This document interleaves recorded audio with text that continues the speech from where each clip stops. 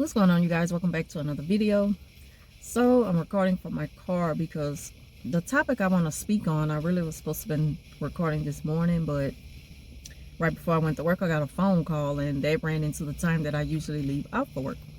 So I want to talk about how you should be careful with narcissistic people who claim to be a therapist or a psychiatrist. A lot of times those type of narcissists, they like to throw up their credentials and how much education they've had, and I got this many degrees, or I'm going for my bachelor's or something like that. But there's really no gift behind it. There's really no passion behind the reason why they chose,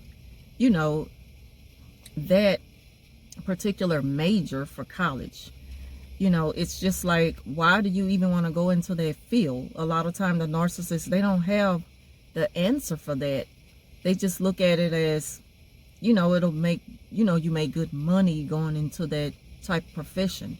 And the thing about it is, a lot of people, they have a natural about them. It comes naturally when you're the type of person who's a good listener, or someone who just always says the right things to make you feel good or understand or be aware.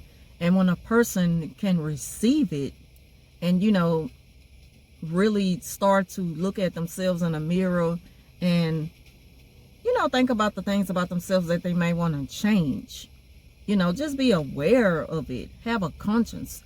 Those are the type of people that I would much rather put my trust into if I want to go and speak with a therapist. But with a narcissist who claims to be a therapist, you really have to be careful with that, with what you tell them and stuff like that, because not only you can't tell everybody what's going on with you, some things you really have to keep to yourself, because everybody is not in for for the best of you. They don't really too much care about what's going on with you personally. They're just listening just to be nosy. Some of them are listening just to have something on you that they probably could throw back in your face at another time. People have different reasons to want to, learn different things about you. But when it comes to a narcissist who claims to be a therapist or a counselor or stuff like that, you just have to pay attention to the way they communicate with someone who has a problem or someone who comes to them for comfort and support.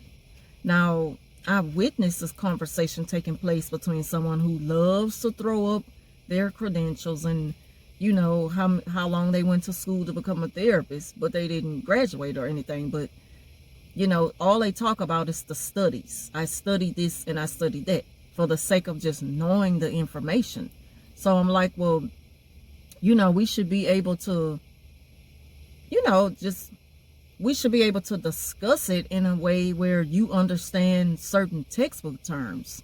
And it's like they don't know none of that stuff. They don't remember anything that they learned in school while they were studying to become a psychiatrist.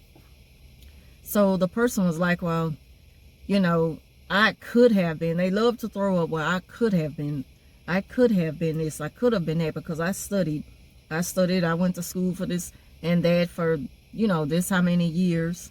And I'm like, okay, so what are your thoughts on certain type of behaviors, certain things that will label a person as toxic? And it's like the narcissist will draw a blank when it comes to that. They don't have anything to say. They say they give you the basic response, like, well, nobody's perfect, sometimes you just gotta let bygones. They're like, nobody's perfect, sometimes you just have to let bygones be bygones. You never know what a person is going through. And I'm like, but if you if you call yourself a therapist or you studied, I'm just talking about what you studied. What do you take from that? What are your thoughts on a person's character, or a person who has a personality disorder? Whatever the label is for it. And they don't have anything to say in response to my question, to say that you study this. That's why I say you have to be careful with these people who give themselves these titles, because and I'm speaking on, I always speak on personal experience. I'm talking about people who you have had these conversations with. I'm not speaking on no one on YouTube or anything like that. I'm not talking about any of that. I'm talking about people who I know personally and how they love to throw up their educational background, their studies, and things like that. And I could have went into this profession, but I had to drop out for whatever reason. And I know that that happens.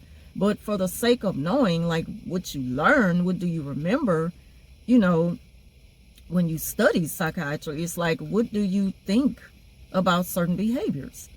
And I just feel like that a narcissist is quick to excuse the behavior.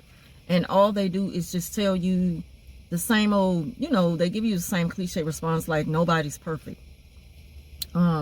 You know, who are we to judge? Just stupid stuff that I hate to hear people saying. Like, nobody said that anybody is perfect.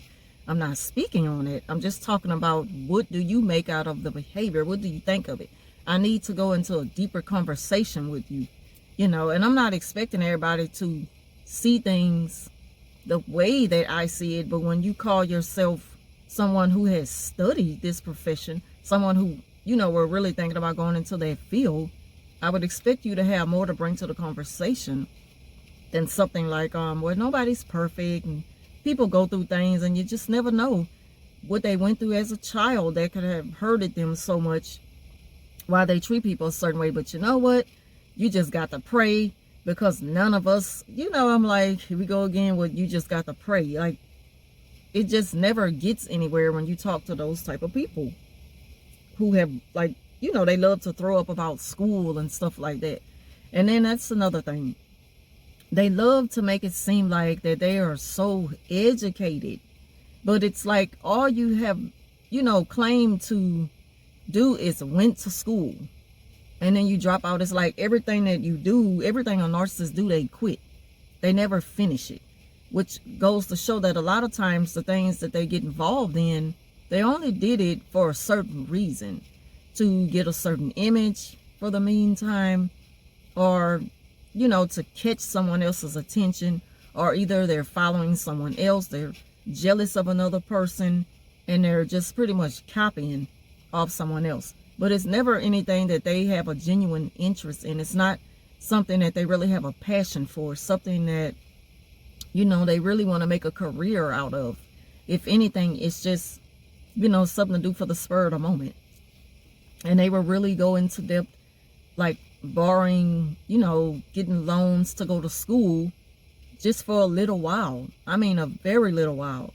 And you owe all that money back, and you never really cared about this anyway. This is just something that you did, you know, with a hidden agenda behind it. So that's pretty much all I want to speak on. Just be careful with these people who claim to be a therapist and hold these big titles to impress other people, because a lot of times it's all about trying to impress someone, but they can never bring anything to the conversation, like a deep conversation to make you kind of, you know, maybe y'all could share thoughts, or you be like, I never looked at it like that. They never say anything that's like, wow, I'm glad I talked to you about it. I never looked at it like that. You know, they never have anything to offer to the conversation and make you think.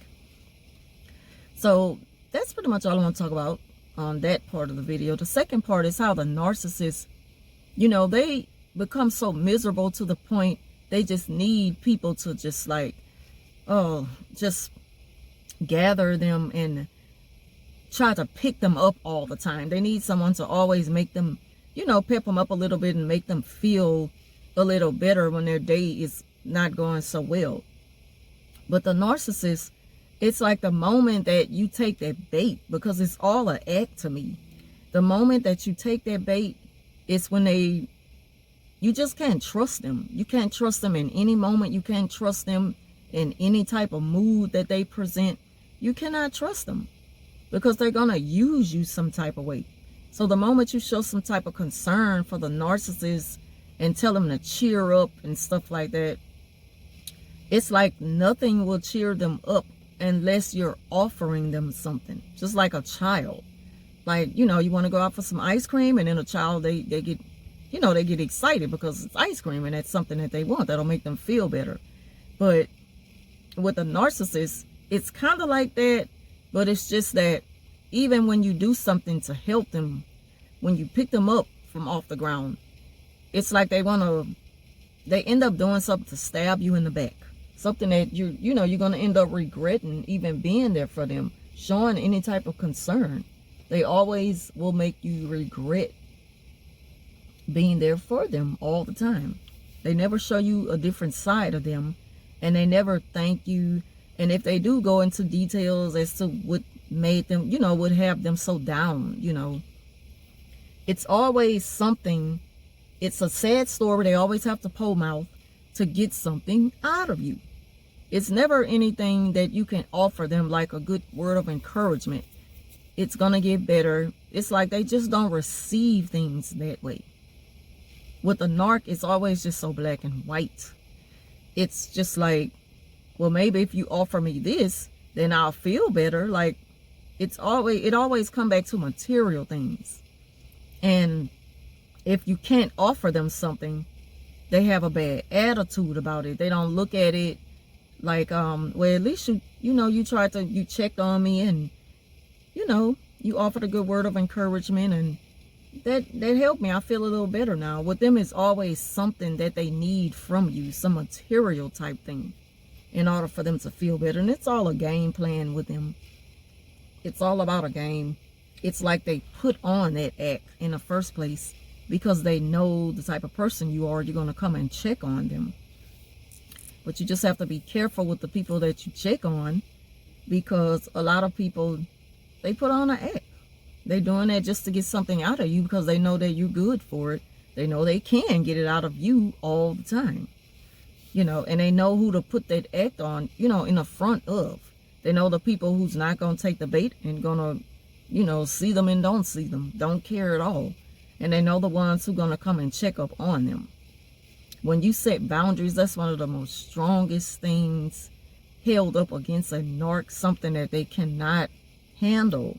They hate the fact that no matter how bad they want to approach you or say certain things to you, they can't do it. That's a real stronghold up against a narc. And that's a powerful thing for you. It gives you your power back. It gives you more confidence knowing that, I'm not going to allow people to treat me a certain way. It's like you're going to have to respect me no matter how you feel. At the end of the day, it's all about respect and about you maintaining your peace of mind. So that's pretty much all I want to talk about in this video. Thank y'all for watching. Leave your thoughts down below on this, and I'll talk to you soon.